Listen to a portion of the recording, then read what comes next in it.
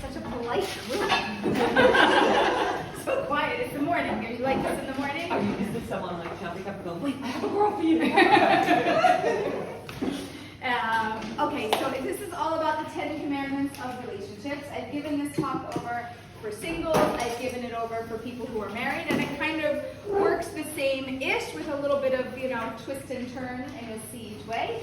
And we're talking all about how to invoke blessing into your relationship. Because I think that everybody isn't just looking for a relationship. You want a good relationship, right? Like, that's the goal. Like, you gotta be involved here. This isn't like a one-woman show, okay? This is a whole interactive thing happening here. So what you really want is a good relationship. You want a healthy relationship. And you want a relationship that's going to stand the test of time. So I want to start out, I'll just move this over. I want to start out with a big announcement that's happening today. And you guys get to be the very first people that I'm announcing it to, even before social media land. I have a new book that's coming out with a publisher. It is called Matchmaker, Find Me a Love That Lasts. And matchmaker, fine. Yeah, matches, we have to make matches. But finding a love that lasts, I think that that's really the key. And when we're talking about invoking blessings into a relationship, when we're talking about the 10 commandments of a relationship, what do we all want? What do we want out of this whole thing? We want a love that lasts. And how do you get something that goes from today and tomorrow until forever? Right? Because I am who I am today. Yay! I like you, you like me, we pick each other, mazel tov, chuppah! Woohoo! We did it, right? You're like, great, happily ever after. No. Does it work that way? Sometimes. For like 1% of the people. And for Disney, it works that way that you get a happily ever after, right, like that. What usually works is you have a happily ever now, and you have an I don't know whatever after, right? What do you have after? It's what you build. It's what you make. It's what you see. It's what you experience. It's how you invest in yourself and in your relationship, and what you give to it, and what you perceive and get from your relationship. And it's your perception, it's your experience of if you're going to actually live happily ever after, and it's your choice. Will you have a love that lasts, or will you not, right? It's not always our choice. I don't mean to say that so definitively. Sometimes we don't have a choice and a relationship gets torn apart for certain reasons. But there is an amount of choice that we sometimes have to make it work, to make the effort, right? To be the one to do the thing to make it happen. And what I think that we don't know as women, as much as we need to know, is that there is a lot of strength in our hands. That we have the wisdom, we have the bina, the insight, and the depth and breadth of relationship knowledge, more so than the other side. And we have the ability to grow and to build our relationship in the way that we want it to go. And this goes for dating, and this goes for marriage. I hear from some women that are like, why do I have to do all the work? Why isn't he doing any of the work, right? But I don't see it like that. Like relationships, to me, it's not my side and your side. You don't split it down the middle. It's not a math equation. It's not 50-50. It's 100-100. Each side has to come to the table, bringing their full self. And when they bring their full self to the table, then you're able to see what somebody needs. And sometimes we can't always show up as our best selves. And it's a little bit of a problem. And in a relationship, you see that, and you don't know what to do about it, and then it gets awkward and weird. So I'm going to give you personal examples so you feel it and embody it. And I talk about this often. So when we would go to visit my family, so we made Aleeza 3 years ago. Yay! Okay? It's huge. I miss being in Philly, and I miss being in Philly too. But we made Aleeza 3 years ago, and we have big kids. Our youngest now is 10, our oldest is 20. He's in the IDF. Our youngest is the youngest matchmaker. You'll hear about him. His name is Abraham. It's a thing. Okay, follow me on social media. You'll see his punam. It's adorable. Okay? Anyway, the whole point of this, backtracking, relationships. So when we were in Philly and we would go to visit parents, I noticed that something happened, right? We get in the car and we're gonna go see my parents, and all of a sudden, I'm not holding it together. I'm not bringing 100% to the relationship. I think I'm bringing minus 50 to the relationship. And my husband's like, what's going on, sweetheart? And I was like, I don't know. And after a little while, like a few years, too long, we figured it out. When I go to my parents, I turn into the 10-year-old and I become the child and I'm like no longer the adult. When we go to his parents, he turns into the child and he's the 10-year-old and he's not the adult. And we had this moment, this aha light bulb moment where we were like, oh, okay, now we know how to work this, right? You're not giving 100% today. I got this, you know? Okay, Ima, no, Ima's off for the day. You need anything, you talk to me. Ima's not holding it together, that's just where we're at, you know? And then we would go to his side and be like, no, Abba's off duty, he's not Abba today. He is just, let him do his own thing. He's 10 today, right? Like we regress, we're in a different headspace. So all of a sudden I'm the adult in my own relationship, but I'm not bringing 100% to my relationship. Why? For whatever reason I can't. This time it happened to be parents, maybe sometimes it's friends, maybe I'm triggered by something that happened and I'm having a childhood, trauma wound that comes up and I'm just not fully being present in my relationship, and that sometimes happens. And when you're in a relationship, again, it's not this equal math equation that I'm always going to be at 100 and you're always going to be at 100 or 50-50 and we're giving in. I'm going to always try to strive for 100. I'm going to try to always be present and be there. And when I can't, I'm going to know how to build a relationship that lasts. So how do you build a relationship that lasts? So let's dig into what I call the 10 commandments of relationships. And I pull this off of the 10 commandments and we just work with it, okay? So number one, what's number one? This is pop quiz. Pop quiz, don't know if you prepped them for this, but what's the first commandment? Give me okay, and give me the translation of that. I'm the Lord your God. I'm the Lord your God, right? So I'm the Lord your God who brought you out of the land of Egypt, out of the house of bondage, right? I'm the Lord, what is this all about? This is all about knowing God. This is all about having this understanding, right? I'm God. Well, okay, you're God. That's nice. No.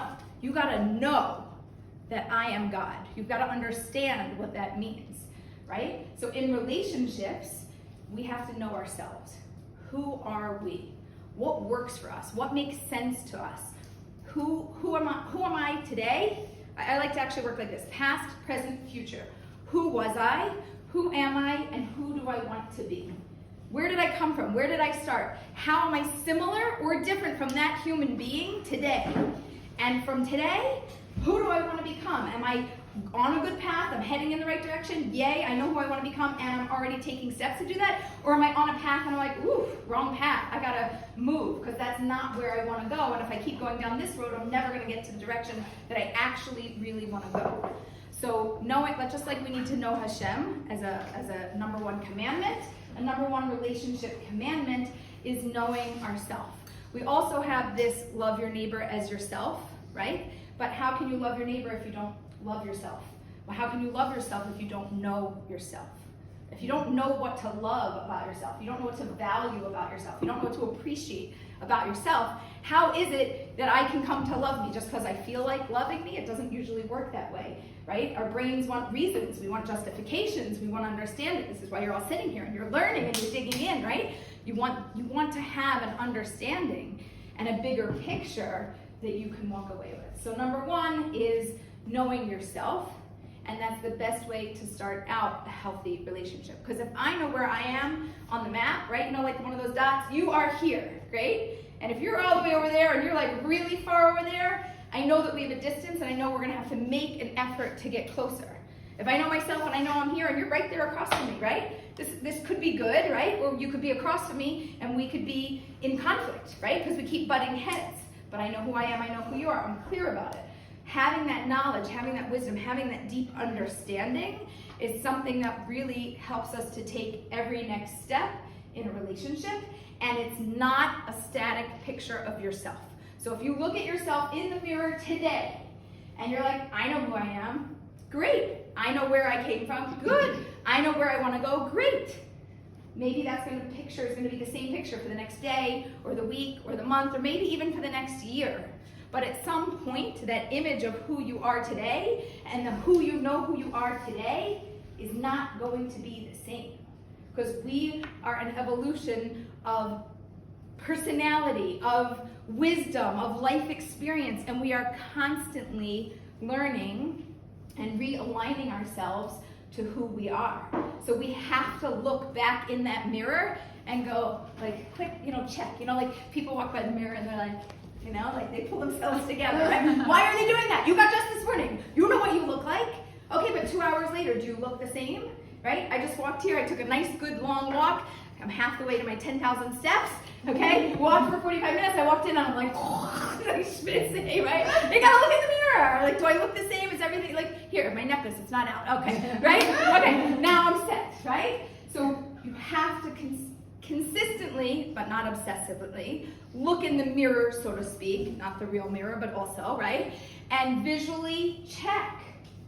Am I the same? How am I different?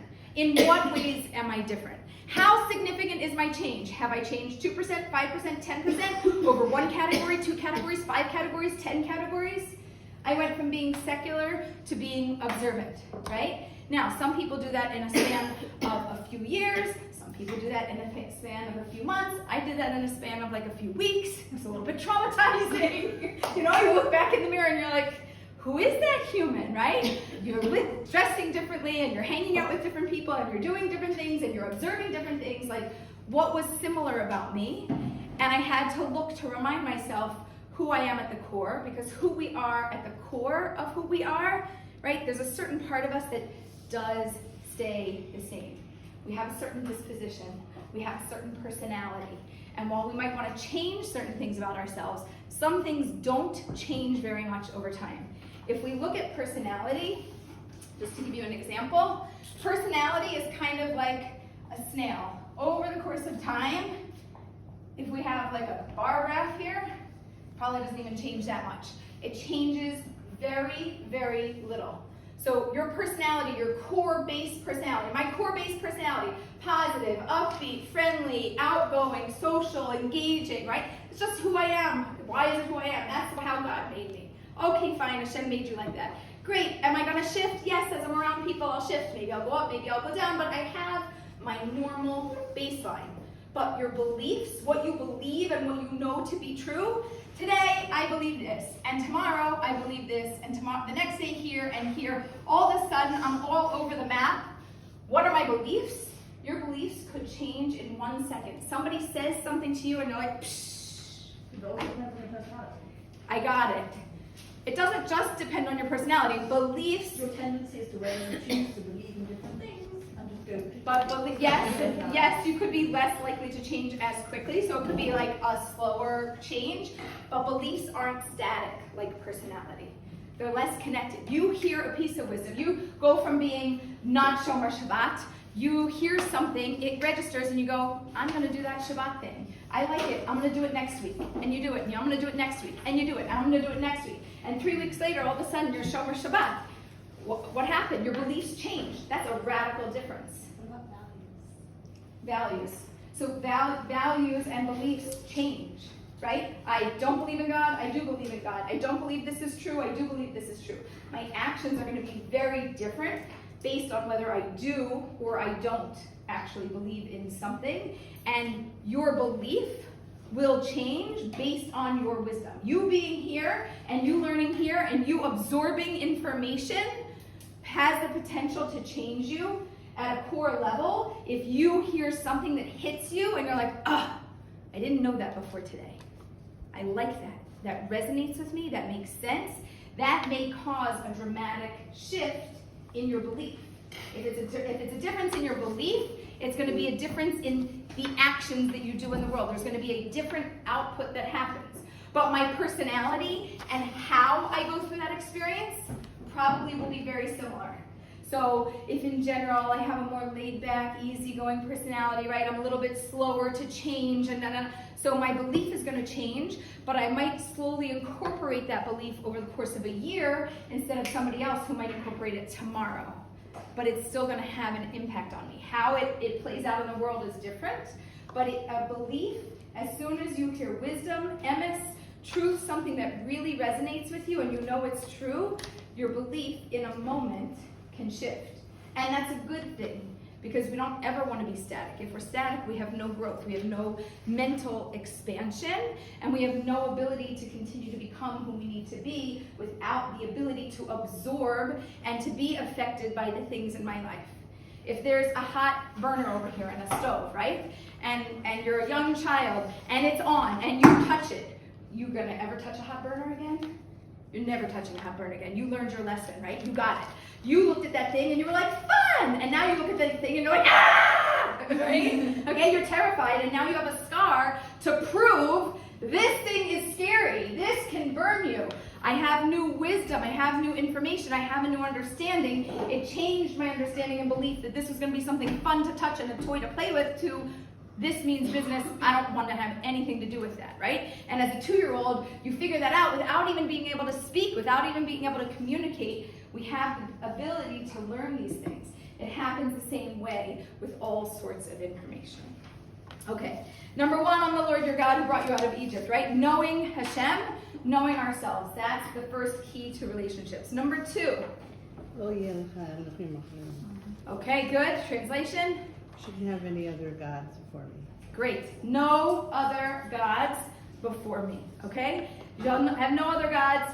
You shall not make for yourself a graven image, nor any manner or likeness, or anything that's in heaven above, or on the earth beneath, or that is in the water under the earth. Okay? So this is all about not having any other image before you. So I don't want you to have any other relationship image before you. It's supposed to be this way. We're not worshiping anything else in the world. My parents, they had a relationship like that. It was the best thing in the world. I only want that or nothing else.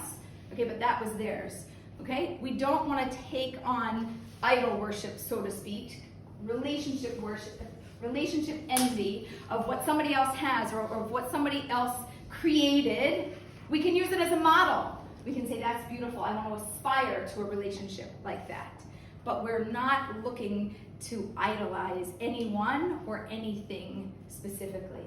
We have to be very careful that we are chasing what we need for us.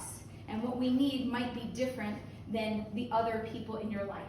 And again, you can use somebody or something as a beautiful example, and that's totally fine. But I have heard many people say, I want that, what they have, exactly like that or nothing else. I'd rather be alone and have nothing unless I get what that is. That's idol worship. That's too far, okay? We want to build what's the best thing for us. What is the best thing for us? We have to figure out what that is and not worship any other image in our head than whatever the greatest good is that Hashem wants for us. Should we be praying that we should have exactly what we want, we figure out the whole thing, pray that that's exactly what I need, give me this? No. The way that our tefillos go is that my prayers should be in alignment. Please God, whatever you want for me, I should also want for myself. Whatever you give for me, I should receive with love and wisdom, and I should know that that is what I need. I don't want that my will overrides the divine will. We want that my will is in alignment with Hashem's will. We want that my desire for what I want in life is for the absolute greatest good. Do we know what's the greatest good? We know to the best of our extent. We know what our preferences are. We know what works for us, what doesn't work for us.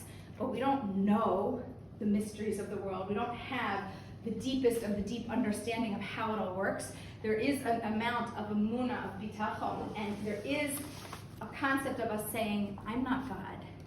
I know who runs the world. It's not me. I'm going to be in alignment with what is for me, and I want to want what is for me. That's at the root of it, a beautiful and a deep blessing that we can ask for. Number 3. Can I ask a question? Yes. Yes. How do you know when you are settling versus when you're aligning? Settling versus aligning. You're speaking specifically for somebody who's dating versus in a relationship. Take it however you want.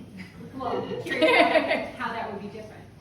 I see that would be Right. So let's talk about married. Yeah. Right. I was gonna say once you're in a say, like, I want to relationship. be in alignment. So like, how does somebody know whether they're in alignment or they're like Hashem keeps sending a certain type of person to somebody? Right. So are they in alignment if they're like, okay, I guess that's the kind of person I'm supposed to marry? Right. Or no, maybe, I don't know, maybe you're giving out the wrong energy. How do you know? Right. Like, it sounds so good, but it's not. How do you do it? Sorry to put you in the hot seat. No. It's good.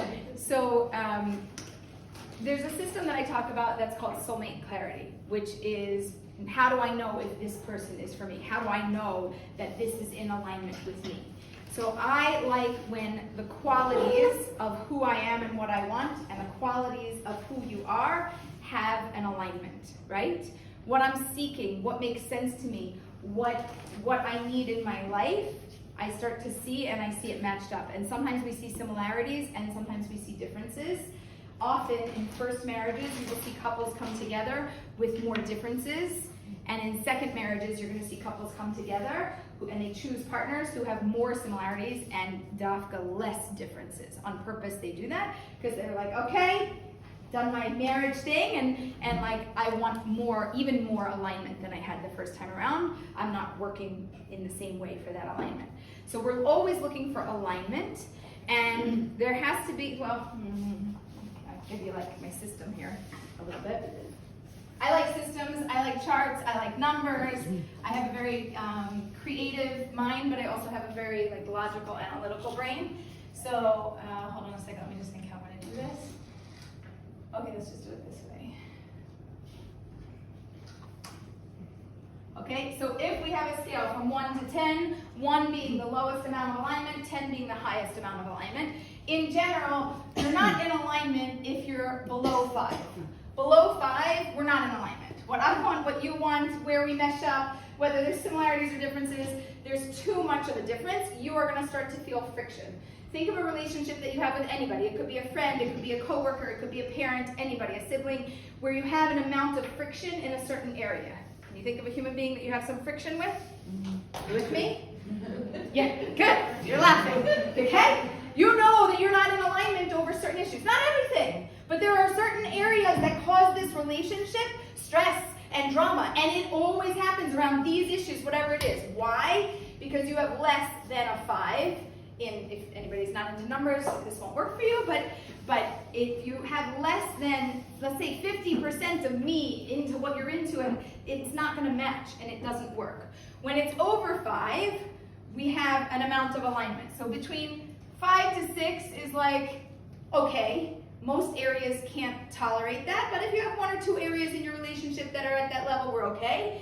And then once you hit 7 through 10, you're like, good. You know, 7 is like, not enough of it. 10, you could either hit on the spot or it could be too much, right? When you need something in your life, somebody think of something that you need in your life, or your friend, not you. Your friend needs in life. What do they need in life? Give me an example of something that somebody might.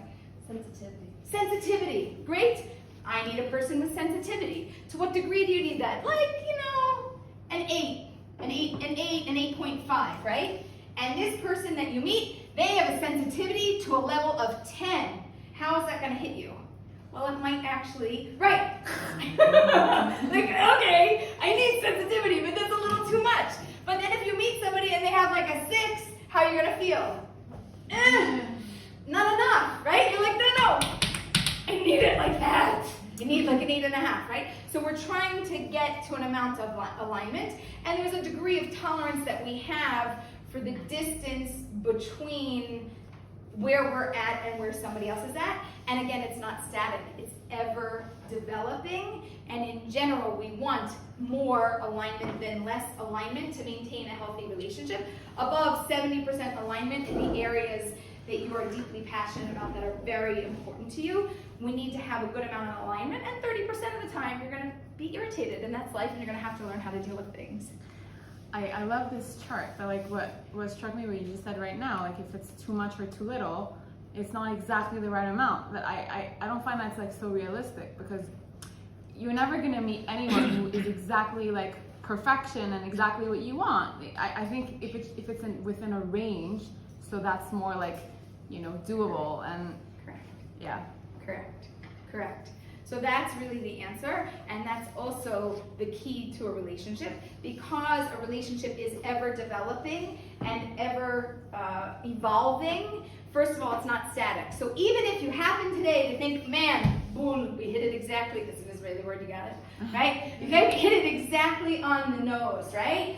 Oh, we're so in alignment, I never date anybody like this, like, I got it, right? Tomorrow you're gonna wake up, you're gonna go out, it's not gonna be alignment, they're gonna say something, and you're gonna be like, oh, it's not at all what I thought, right? All of a sudden this perfect alignment is no longer perfect because they open their mouth, they said something, and you're like in shock, and you're like, we're not aligned.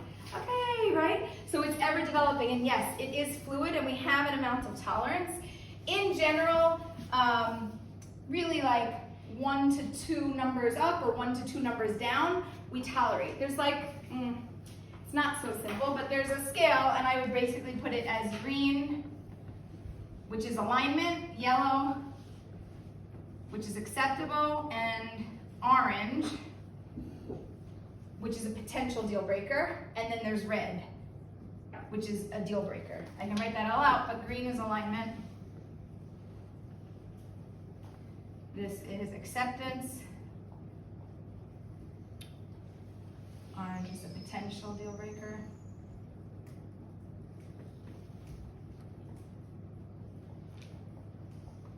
And this is bad, okay? So we're hoping that all areas feel green, because that feels really good. And the reality is that overall, we need about 70% of the areas to be green for it to be a healthy relationship. If we don't have enough in common, it's not going to be able to work for a lifetime. It could work for a day, it could work for a week, it could work for a co-worker relationship, but it's not going to be able to be a relationship that maintains and sustains for a lifetime. And yellow is acceptance. Probably somewhere in the range of 30%, 25%, 20% of your relationship, it's just going to be acceptable. It's going to be one of those things where things happen and you're like, not why I married you, but love you. Not my favorite trait about you, but that's what comes with the whole package. We get the good and we get the other. It's not bad. It's just not what I prefer. Other stuff is not what I prefer. Yellow is acceptance. It's not what I prefer. It's not what I choose. It's not what I desire. It's what comes with any package. You are never going to get a package, not in personality, not in friendship, not in any relationship in your life, unless you're just a happy human and nobody can affect you. But other than that, you will never get a relationship that is all green all the time and never, ever, ever changes. Does anybody have a relationship that's always perfect? You must be a really easygoing human. 57 years. 57 years? Yeah.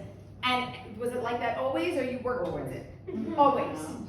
This is the 1%. You met it. So since she's the 1%, you're the 99. We're not getting it. Okay? It happens. There is a 1% that gets something like that. Is the other person also an easygoing? Unfortunately, he's no longer here.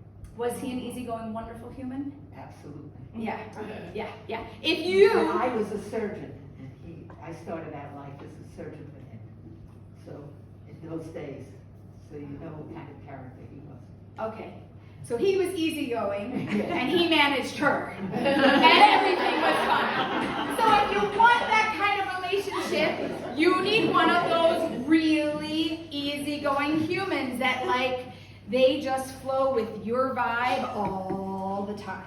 Okay? You can get that. It's a very, very, very low percentage of people that get it. About 1 to 2% of people in the whole world get something like that. It's not the normal, it's not the average. What you have is very unique. And you were very blessed for however long, 57 years. Okay? It's a tremendous blessing to have it. There is also a tremendous blessing in not having it. Let me tell you what you missed out on. Okay? For the 99% of us, what you missed out on is a little bit of friction in a relationship, and it's a little bit like gas, and it fuels the growth of each individual human to become who you need to be, and it can't always come through like the smooth path. For some people it can, but for many people it doesn't come through the smooth path, and it comes through a little bit of a more difficult path. Rabbi Fishel Schachter talks about like a diamond cutting a diamond, right? So we have a gem, and we have another gem, and it's the only thing that can cut a diamond is another diamond, and it refines it until it is this gorgeous, perfect, amazing stone, right? And then what does a diamond, it's not a dealer, whatever. Cutter, thank you. Sometimes I Hebrew, English, I don't know what my brain's doing. Okay. What does a diamond cutter do with all of the diamond dust? Do you think he sweeps it up and just throws it away in the garbage? It's diamond dust. It's so valuable. Even a little speck could be turned into something that is worth something. All of that cutting, all of that work, all of that effort, it's not for nothing. It's actually for something. It has a deeper purpose and a bigger and a better purpose. We don't lose that. So all of that cutting, you think it's all this work and like, ugh, wish I could have gotten through that easier, right? But sometimes you can't, and it's very valuable. And there's different ways to get up the mountain. 1% do it like you, and 99% do it like us. There's a question about. It's not actually not a question. It's actually a different story that. Perfect. We love stories. Okay, so just to give everyone context, I met my husband when I was 15 years old. We will be celebrating our 24th anniversary this November. I've known that he has been my only for since I was 15. Anyway, I'll never forget it. So he's like super easygoing, and he deals with all of my ups and downs and who I am. Right? And so I knew I needed somebody who was very much like that. But never forget it. One of the things that like drives me nuts is that he does not have any value of time whatsoever.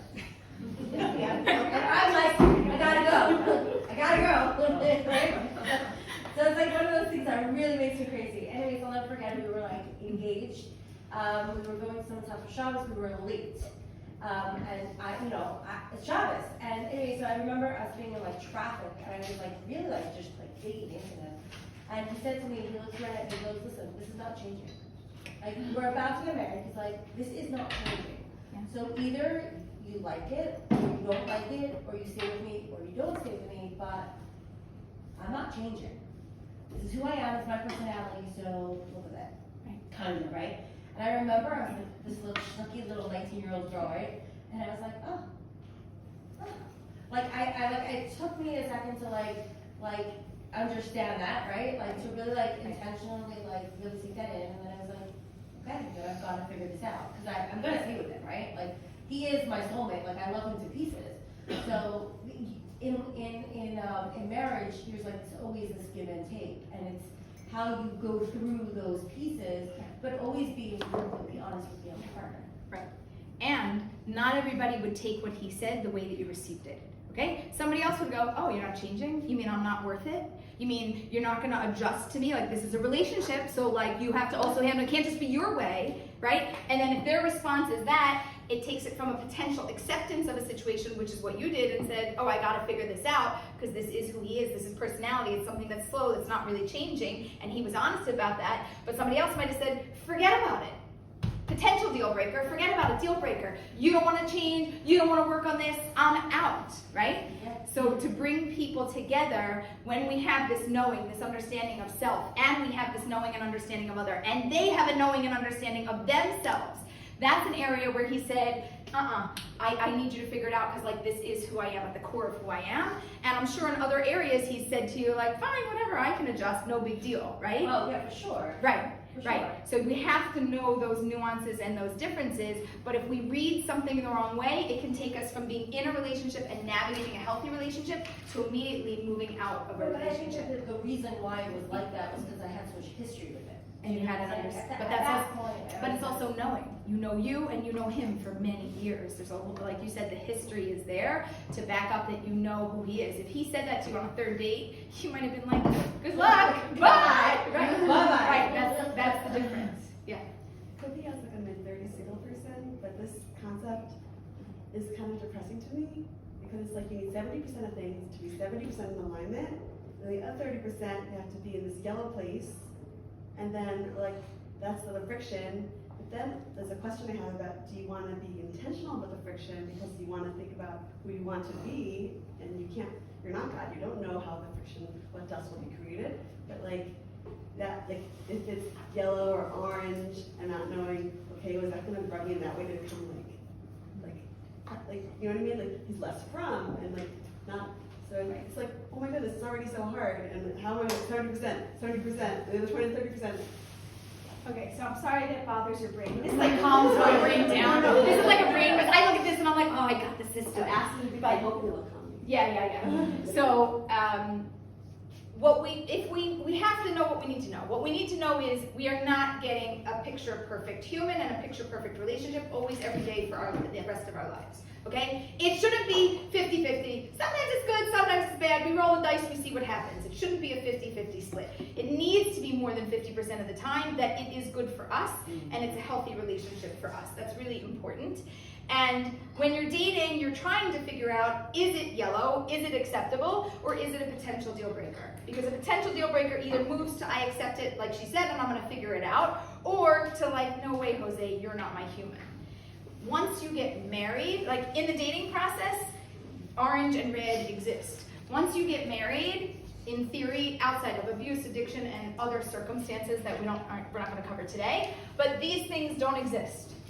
There is no orange and red, okay, outside of those extreme categories. We are either in alignment or we are moving to accept and figure out how to navigate our relationship, because I picked you and you picked me and we're in this for a lifetime. And if I want a relationship that's full of blessings, then I have two choices. I either like what's happening or I don't like what's happening, and I need to manage my life with you, and we need to figure this out.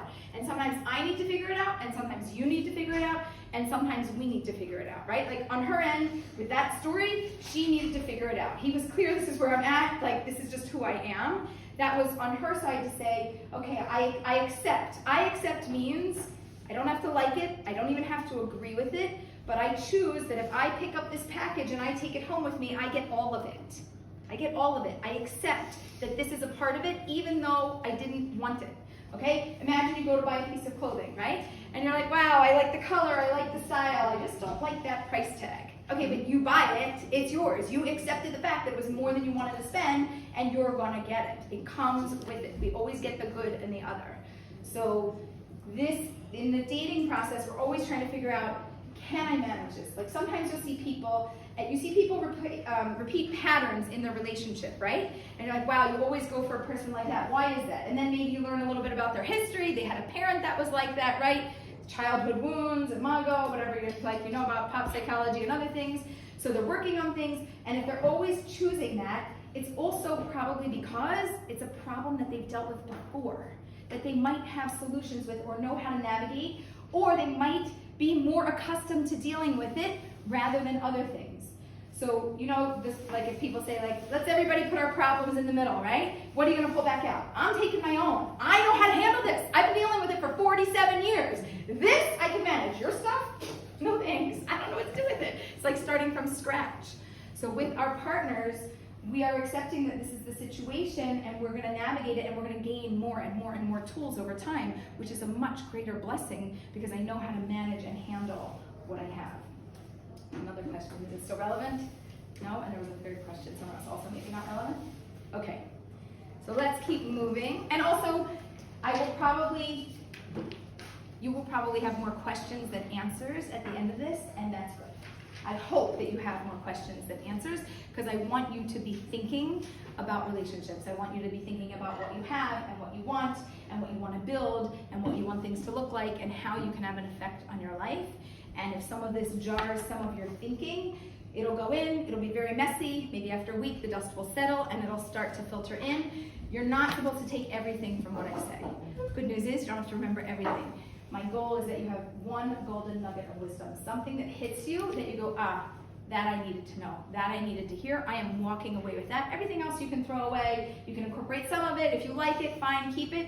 But if you walk away with one piece of wisdom from every person, every interaction, every class, everything that you go to, if you always have what I call your golden nugget of wisdom, you will amass a lot of tools and a lot of wisdom for how to lead your life. So whatever's good for you, please take. Whatever you look at and you're like, I don't agree with her. I don't like what she said. You don't have to listen to it. Throw it away, okay? Who had a question? Just like very Yes. quickly, the second commandment says, do not have any other gods.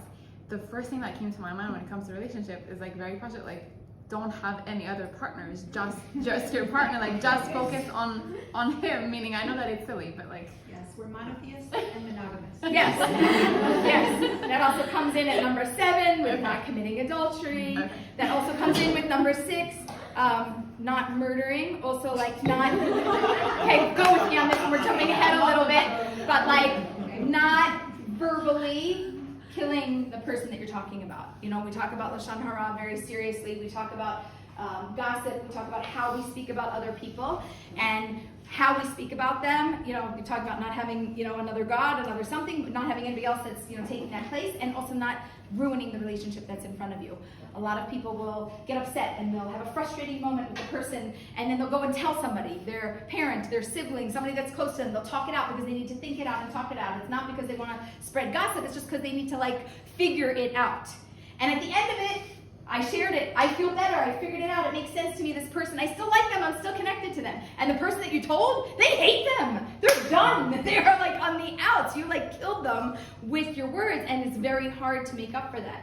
So that is something that also, in talking about invoking blessings into a relationship, you have to realize, even though you may be more forgiving, understanding, figure it out, put it all together, the people that you're speaking to may no longer like the human being that you just spoke about for how you explained what you explained and what you said. So, okay, so hold on, we jumped ahead, so let's jump back and then we'll keep going. One comment on that, just Yeah. not the venting part of it, but yes, knowing how to seek out advice from people Yes. who do have good relationships is a lot of times important so that you keep focus of what's actually important. What's important, a lot of times it's very good to ask for advice, seek advice from people who know, and keep reporting to things. It's not a matter of like, telling them all the bad things of the person, but like Correct. So that's why it should be venting, but it should be for the greatest good, and learning from people who have had a length of years of relationship. So whether you're in a relationship or you were in a long-term healthy relationship, you are potentially a good person for somebody to speak to about a relationship that you want to build into a long-term healthy relationship. Okay, number 4, Shabbos. Three. Right. Number 3. It's good because I can count. Number 3, you should not take the Lord, the name of the Lord your God in vain. This is all English. If somebody has the Hebrew and you want to Thank you. Okay. So we're talking about not taking a name in vain, but using a name for a blessing and a bracha, right? So this is actually, we spoke about it before we spoke about it, which is that if we're going to say something, we should share either also for a blessing for the good, like share the good about somebody and not just share the bad, and not say anything in vain, like it should all be purposeful. There should be a reason that you need to say what you need to say to whom you need to say it, because it's not only other people that are hearing it. When it comes out of my mouth, I hear it. Why in davening, we don't just stand there and go like this and pray and it's all in our heads. We say it. Why? So somebody else should hear it? No, so that I should hear it. I'm the first one that needs to hear it. It needs to resonate with me. It needs to circle around in my brain over and over again, day in and day out. I need to hear it. But if I keep saying things that aren't appropriate or aren't positive or are saying it in a way that bring the relationship or the other human down, my relationship with them and to them is not going to be a healthy relationship, because I'm going to continually hear that same message over and over again. So being careful about what we say and how we say it is very important. Okay, number 4 is Shabbos, remembering Shabbos and keeping it holy. I think that Shabbos is really the time of week that is very good and very healthy for relationships. We run around all week and we are trying to change the world, and sometimes the world changes the most when we're not trying to change it at all. When we let the world just affect us and we are present in the present moment more than we are during the 6 days of the week. And in a relationship, so first of all, for dating, Shabbos, it's the place to go to meet people. You can go to Kiddush, you can go to Shabbos tables. I have heard countless stories of people who have met, and at the end of the story, it's, where'd you meet them? At the Shabbos table. So-and-so was talking about so-and-so, and I asked them to stick me together. I went to Kiddush, and I said hello to my friend, who introduced me to their friend, and I found my person. Shabbos is a really beautiful, holy, extra infused day with bracha. And it's a great day to be meeting somebody, and you can be resting, your day of rest, but like as we know, the word rest doesn't always mean what we think it means, and we should use the extra bracha that comes in on that day for the greatest good. It's there, it exists, you can just grab onto it. In terms of relationships and couples that are married, I would say that this has the potential to be a beautiful day to reconnect and to bond, so that all of the connection that happens over Shabbos can carry you and fuel you through the week, right? So I don't see you as much. We don't have as many meals together. We don't have as long of a time. We don't talk as in depth. We can't get into it in the same way.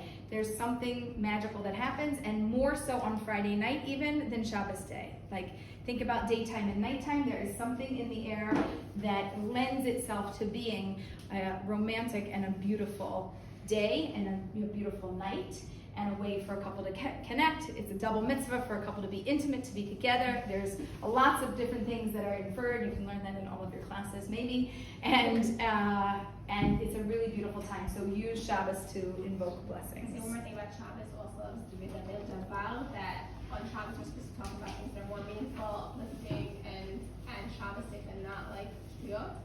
And possibly also in terms of relationships, like being able to get deeper in a relationship means that we're talking about things that are more meaningful than just.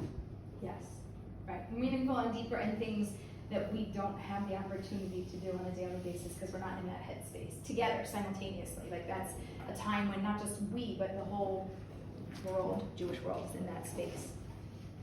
Okay, number 5, Kibud Avim, honor your father and mother. So this is a concept, and the same for single or married, but just because you honor them doesn't mean you tell them everything. If your parents are not here in this world, even, like, there's still these, I'll call it private moments. I won't say secrets because the secret has a negative connotation to it, but there are things that are and are not supposed to be shared. You can learn more about it in the laws of Shmiras HaLashon, and what we share, and when we share, and how we share, and why we share, and with whom we share. But specifically with parents, honoring them doesn't mean telling them everything. And even if they ask, and even if they push and they nudge, but you have to tell me, I need to know, I need to understand. So I want to put this with a caveat that for anybody who would be significantly younger and still, need and want and seek a lot of guidance from your parents, you should get it, but it's not always every single detail. Like, there are things that may or may not be appropriate, and this is a very fine line. So I don't want to say too much here, but you should seek guidance from the appropriate mentorship and the people that you have here to know what to get. Sometimes parents are incredible and very supportive, and sometimes I have seen parents not be very supportive and be very difficult through the process of a marriage and a relationship. I've seen parents pull apart marriages that had the potential to be healthy, but they got in the way, and the same thing happens within dating. So as a parent, you should have an awareness of that. As somebody who has parents, you should have an awareness of that, and just, we don't have the time to dig into it, but just have a knowing that that is something important. Okay, number 6, we talked about not murdering. We're talking about not physically, but more with our words, being careful. Number 7 is not committing adultery. So for single people, this you might think is obvious, but you should really only date people who are single. And I've had numerous people come to me over the years, which is why I'm saying this, to say, well, they're almost divorced. They're in the process of getting a divorce. Or they got if you're not in Eretz Israel and you're in America or somewhere else, they got a civil divorce but not a halachic divorce. Or they got a halachic divorce but not a civil divorce. There's all sorts of complicated situations. And if the person is married, they're married. And if they're divorced, they're divorced. If they're not divorced, they're considered married. So they're not single. You shouldn't date them. Even if they're confused about it, you shouldn't be confused about it. And as for married people, really we need to stay very focused on the human that we're with. We shouldn't be looking and having eyes elsewhere. And if I only had this, if I only had that. If you only had that, you'd also have problems, and they'd also be orange or red flags or other things, and you wouldn't like it too. Everybody has their stuff, the good and the other, and it's just a part of what you get. You should look at the blessings in your own life. How does having male friends play into this? It's tricky. I'm saying either single or married, So male friendships are tricky, and the reason is, and if you look at statistics and data and things, you will see that people who have close relationships sometimes end up together over time. So sometimes it will break up a marriage, or you'll even see in healthy situations where it was a friendship, but then somebody dies and is out of the picture, and then the best friend. How many times have we heard a story of like, oh, and they married the best friend? Why? Well, because there was a foundation, there was a history, there was something there, there was a relationship that had the potential to grow into something.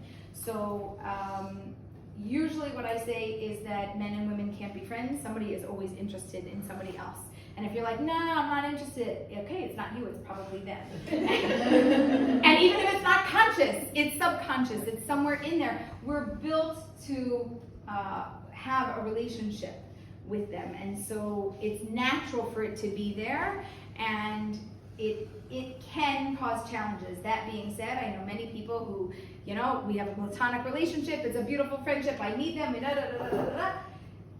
I would just say with caution. Knowing is half the battle, so as long as you understand the concept, then you can use the wisdom and apply it to your life in the appropriate way. I say the same thing. Oh, we're in alignment. Yeah. No, I was asking the question, Yeah. I know that It's difficult. as a mom to young girl, like, But it's very, that's a question or something that. yeah, the more you prohibit it, the more they chase it, so I Oh, would. that's right, no. Yeah. No, I like to tell people information.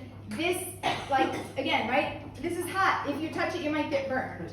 That's basically what I say. And if you want to play with fire, so you play with fire, but you might get burned. Yes. I feel like number 7 and number 2 can intersect, meaning, you know, you have a platonic relationship and this great person, and maybe he's married to somebody else, but he's your best friend, but it's not letting you see anything else. You're just like, oh, this is what I want, this is what I want. But because you're in this platonic relationship, you are having the wrong images of what you need. Like, you're not letting yourself. Right, you can't see outside of that because there's a vision in front of you of what you want that's not available. You idolize this person because he's your best friend, because he's, you know. And a lot of it is subconscious. This is not my area of expertise, but if you talk to people in the field, a lot of it is just deep rooted. It is there, and it's uncovered as time goes on. So again, it's playing with fire, but I know that these things exist. So we have to be reasonable and understand how the world works. But my goal is that you know yourself, you know your experience of yourself within the world, and then you can monitor how you jump into the world. Okay, with the consciousness on time. Okay, no murder, no adultery, no stealing, okay? So number 1, don't steal a date from your mate, okay? People have this thing about they can't date somebody that somebody else dated. That's not what I'm talking about. I think dating somebody that somebody else dated because they make a recommendation is a fantastic idea. What I don't think is a great idea, which is while they're dating them, that you come in and you're like, no, I want them, I'll take them instead. Only because you like them, now I like them and I want them more. I had a complicated situation once where there was a best friend situation, and the best friend set whichever one up with somebody else, and they were going out, and the other side liked the best friend a lot. And then the best friend clued in that they also liked them, and then the other best friend realized she liked the other best friend and not the date, but the date was really into the best friend, and it caused a whole thing. And he's like, I'm either gonna get my girl or I'm gonna lose my best friend. It's a win-lose. It's gonna be great and horrible simultaneously. I said, yeah, why'd you set her up? He said, I didn't know. It didn't occur to me until that happened. So I said, listen, you can't, my recommendation is you don't do anything about it. If she walks away from the situation, she walks away from it, and then she's available, and then you can do it. You might still lose, your best friend, but that is what it is. I would still recommend you choose a life partner over a best friend, but it's really an annoying, difficult choice. But don't steal a mate. And for married people, stick to your lane. You got your person, that's your person. Until it's not your person, it's your person. It's your person, it's your person, it's your person, it's your person. You might not be happy today, right? I love you, I just don't like you. Okay, but tomorrow will exist, gamze yavor, this too shall pass, you'll figure it out. It'll go from being annoying to accepting to understanding to navigating relationships, because things go up and down, and that's normal. That's what a healthy relationship is, but it takes effort. Again, you're getting everything in más rápido, as we say in Spanish, like maheo, very fast. There's, again, going to be a lot more questions than answers, because I see some faces where you're like, I'd like to argue with her about that. So we can debate about that later, okay? Number 9, you shall not bear false witness against your neighbor, okay? Now, Shmir Salashon and guarding our tongue is very important. It doesn't mean not saying something. There are times when you are obligated to speak up. You must speak up, okay? In business, and in a shidduch, there are very important times where you have to say something. This is like a whole class, a whole course, in-depth thing, which I cannot get into, but just because you don't know if you should say something or you shouldn't say something doesn't mean you shouldn't say something. It means you should ask the right person and figure out if you should say something. When you're obligated to say it, you must say it. I have seen people who come to me after they're divorced and say they lied to me and nobody corrected it and nobody told me. And I wouldn't have been so upset had they actually told me and I understood it and I knew what I was getting into so that I could accept it. Because had I accepted it and chosen it for myself, it would have been mine. But that's not what I picked. I picked this and nobody said anything and I cannot tolerate it. I'm infuriated. And this is not fair and it's not right. So know when to say something and not, and when you don't, get advice on what to say, when to say it, and how to say it. Number 10. We're going to do it on time. You shall not covet your neighbor's house. You shall not covet your neighbor's wife, his manservant, his maidservant, his ox, his donkey, nor anything that is your neighbor's. Okay? So, what I really think is important is that when we look into the world, we see things that make sense. We see relationships that are healthy. We learn from everything, but we're not chasing everybody else's life and lifestyle and dreams. We learn from that, and then we have our own vision. And what you should do is picture in your head what you want. What somebody else has is never going to be a complete and perfect picture. It would be like taking from 10 of you a little bit of this and a little bit of that and pulling that whole thing together and being like, oh, that's what I want. That's what I need in my life. That's what's going to bring me blessing. That's how I'm going to achieve my full potential by having a life partner who I can work with and figure out how to navigate this life, who's going to take me from here to my future and to the future of our family where we both need to go. And that's the vision that I need to have, instead of coveting and desiring and wanting what everybody else has and every piece of it. We need to spend more time visualizing everything that we need for our own lives. So I learned, I've been married 37 years, and I learned that there are times where you just think you know what's going on somewhere else and you have no clue. So I have a close friend who, she and her husband would go walking every Shabbat afternoon around 5, 6 o'clock. They'd walk by, I would see them from my chair where I'm reading my book, and they're having this intense conversation, calm but intense. And all I kept thinking for years was, wow, why do they still have to talk about it? You had Friday night, you had all day Shabbat, it's now the end of Shabbat. Anything I had to tell my husband, anything I needed to discuss, we talked about it already, now we're reading our books. Anyway, years pass, like time passes. Yes. It turns out that they were planning the most amicable divorce I have ever seen. Over years, they were waiting for the last kid to leave the house. Wow. They're both very happy right now, but I knew nothing. Like, people don't tell you they're getting divorced until they're getting divorced. I've had that before with friends, and I was like for years, I wasn't envious. I was just like confused. What's going on there? Right. What do they got going on? How much? It wasn't even like I wanted it. It was like, I'm very happy with where I am. I chose right, but wow, what could they talk about? My parents have gotten that comment. What are they still talking about? Okay, I've been married for almost years, so it's not. I think that there's an 11th commandment. 11th commandment. And that is maturity.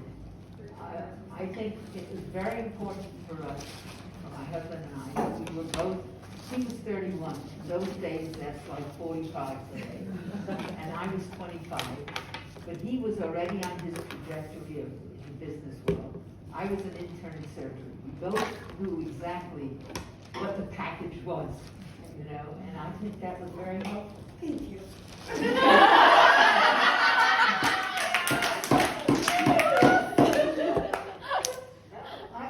I'm very serious about that. Maturity is the 11th commandment to bring blessing and happiness. So on what Dr. Katz is saying, I'm looking at green, yellow, orange, red, and I'm thinking about my niece who's 21, and she happens to be in more of a shit-off situation, dating, right, resumes and everything, and every date she describes to me sounds like a job interview. And so and like there's this checklist, and sometimes she just gets one glimpse of one thing and it's red, or it's, you know, orange, but it's, I mean, what do you say about timing? Because like, obviously it's very sensitive. You have this shit up situation where, you know, we date fast, we get married fast, and it's coming into the modern Orthodox community. It's not, it's like right here. And how is that, what do you, I mean, I'm sure in your work, you're